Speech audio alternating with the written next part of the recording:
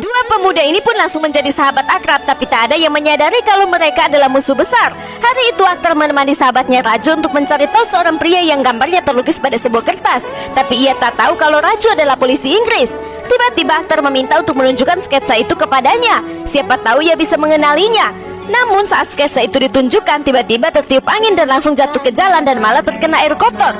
Sehingga ketika dicek, gambar itu tak lagi bisa dikenali oleh siapapun. Saat Akhtar menunggu Raju, tiba-tiba gadis pujaannya itu lewat di depannya, membuat dia langsung terkesima dan tidak berkedip memandanginya.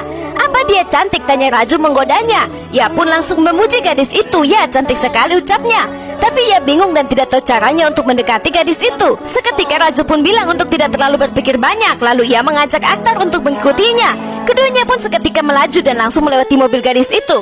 Tiba-tiba Raju menghamburkan paku ke jalanan. Lalu dia pun menyuruh Akhtar untuk berhenti di pinggir jalan. Hal itu membuat Akhtar bingung karena ada mobil yang akan berhenti di sini, ujar Raju. Sementara Akhtar masih belum mengerti ucapannya. Dan benar saja, tiba-tiba ban mobil gadis ini oleng. Seketika mobil pun berhenti tepat di depan kedua pemuda itu. Saat melihat mereka, ia pun langsung datang dan meminta tolong kepada keduanya untuk membantu, sebab ban mobilnya kempes. Akhtar pun berkata dalam bahasa India kalau bengkel mereka dekat situ. Namun Raju mengerjainya dengan bilang jaraknya 5 jam, membuat gadis ini tak berdaya. Kemudian Raju pun meminta agar si gadis diantarkan oleh Akhtar. Akhtar pun langsung menggeleng karena ia tak tahu bahasa Inggris. Tapi kemudian Raju menyuruhnya untuk mengangguk, yang berarti ia setuju. Seketika Akhtar pun membonceng dan mengantar gadis itu ke pasar. Sampai di sana ia mulai memilih pakaian, tapi Akhtar bilang itu tak cocok untuknya karena itu pakaian anak-anak.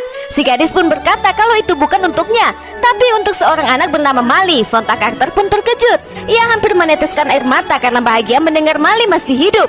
Tiba-tiba ia pun mendapati seorang pembuat gelang. Seketika ia pun langsung membuatkan sebuah gelang dan diberikan pada si gadis. Ini akan cocok dengan gaun itu, ujarnya. Saat gadis ini memberikan gelang itu, seketika Mali terkejut. Ia sangat senang karena akhirnya ada yang datang dari desa untuk menyelamatkannya. Apakah yang akan terjadi selanjutnya?